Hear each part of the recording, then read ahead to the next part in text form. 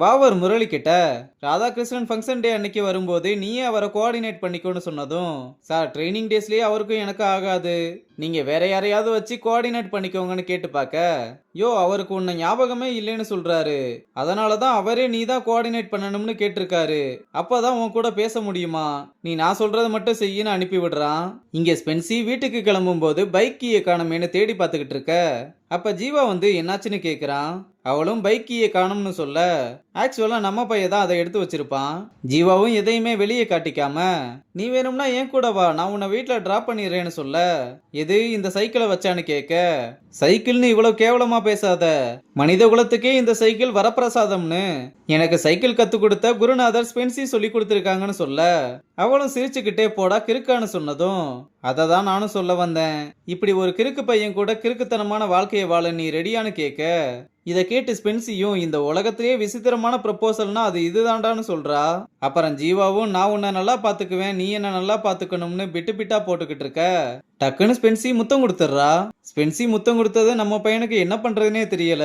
ஐயோ இந்த மாதிரி எல்லாம் இருந்ததே இல்லையே, வயிற்றுலாம் என்னமோ பண்ணுதேன்னு சொல்ல, உன் கூட வாழ்றது கஷ்டம்தான், ஆனா அந்த கஷ்டமான கிறுக்குத்தனமான வாழ்க்கையை வாழ நான் ரெடின்னு சொல்லி சுத்தி முத்தி பார்த்துட்டு மறுபடியும் கிஸ்ஸ போட்டு கட்டிப்பிடிக்க, ஒரு வழியா ஜீவாவோட லவ் ஒர்க் அவுட் ஆயிருச்சு. ஆனா இதுக்கெல்லாம் ஐடியா கொடுத்த முரளியோட லவ் தான் என்னாக போகுதுன்னே தெரியல.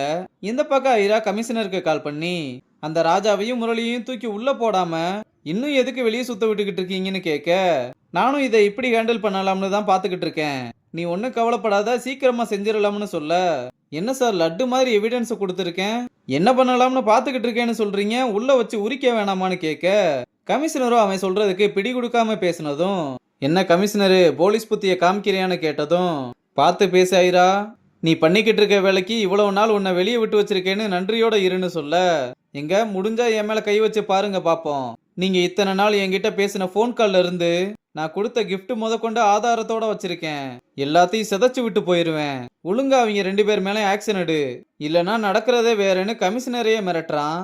அப்புறம் கமிஷனர் போலீஸ் புத்தியை காட்டுறதுனால முரளியையும் ராஜாவையும் நாம தான் முடிக்கணும்னு வெளியே வந்து பொண்டாட்டி கிட்ட நல்லபடியா 4 வார்த்தை பேசிட்டு ஜாக்கிரதையா இருன்னு சொல்ல, நான் உங்களோட பொண்டாட்டி, இந்த விஷயத்த நான் எப்படி அசால்ட்டா முடிக்கிறேன்னு பாருங்கன்னு சொல்லிட்டு ஏதோ ஒரு விஷயமா அவ மட்டும் கார்ல கிளம்புறா. இத ஸ்பென்சியும் ஸ்கூல் வேனுக்குள்ள இருந்து ஒளிஞ்சிருந்து பார்த்து ராஜாவுக்கு கால் பண்ணி ஐராவோட பொண்டாட்டி கேரளால இருக்க கண்ணகி கோயிலுக்கு போறான்னு ரிப்போர்ட் பண்ண, அந்த கோவில் வருஷத்துல ஒரு நாள் தானே திறப்பாங்க, அதனால அவங்க பேர்ல ஏதாவது ஸ்பெஷல் பர்மிஷன் இருக்கான்னு விசாரிக்க சொல்லிட்டு ராஜா வீட்டுக்குள்ள வந்ததுமே மாமனார் ராஜாவை பார்த்ததும் நான் கிளம்புறேன்னு சொல்லிட்டு போக, அவரை தடுத்து இன்னும் எத்தனை நாளைக்கு என் மேல கோவத்தையும் வெறுப்பையும் சுமந்துகிட்டு இருக்க போறீங்க, மொத்தமா என் மேல அதை இறக்கி விட்டுருங்க, நான் என்னைக்குமே உங்களை வேணும்னே அவமானப்படுத்தினது இல்ல, அன்னைக்கு அப்படி நடந்ததுக்கு என்ன மன்னிச்சிருங்க, எல்லாத்தையுமே விட்டுட்டு நம்ம புதுசா ஆரம்பிக்கலாம், அப்படி இல்லைன்னா எப்படி மன்னிப்பு கேட்கணும்னு சொல்லுங்க, உங்க காலில் விழுகிறதுனாலும் கூட எனக்கு சரிதான்னு சொன்னதும் அந்த மனுஷனும் கண்கலங்கி சந்தோஷமா இருந்தா சரிதான்னு சொல்லிட்டு போறாரு.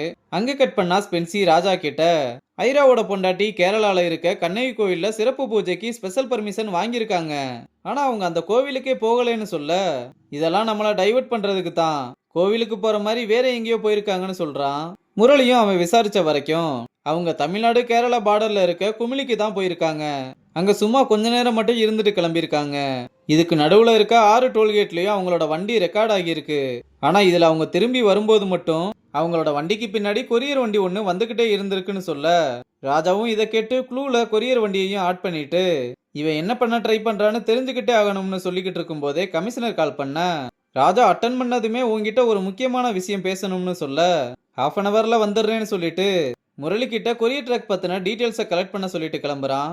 அப்புறம் கமிஷனரை பார்க்க வந்து சல்யூட்டை போட, டிபார்ட்மெண்ட்ல எஸ்ஐ ராஜான்னு சொன்னா அவரை மாதிரி நேர்மையா யாருமே இல்லைன்னு சொல்ற அளவுக்கு நல்லா எல்லாத்தையுமே நடிச்சு ஏமாத்தி வச்சிருக்கேன்னு சொன்னதும், சார் நீங்க என்ன சொல்றீங்கன்னு எனக்கு புரியலன்னு சொன்னா, நடிக்காதையா எனக்கு எல்லாமே தெரியும், நீ அந்த கிரிமினல் முரளியை கூப்பிட்டு வந்து போலீஸ் ஆக்கியிருக்க, இது எவ்வளவு பெரிய ஸ்கேம்னு தெரியுமான்னு கேட்க, ராஜா இவனுக்கு எப்படி எல்லாமே தெரிஞ்சதுன்னு முழிக்கிறான்.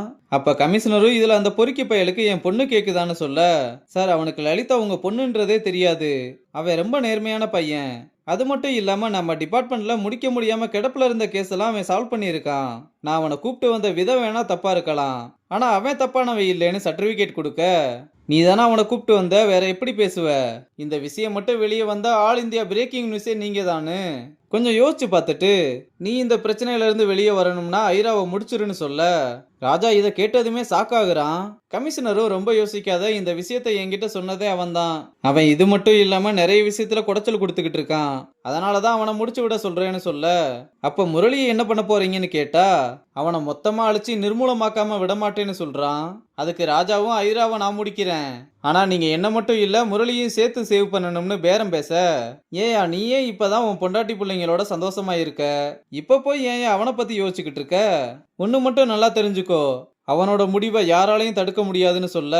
ராஜாவும் எதுவுமே பதில் பேசாம அங்கிருந்து கிளம்புறதோட இந்த எபிசோட முடிச்சிருக்காங்க.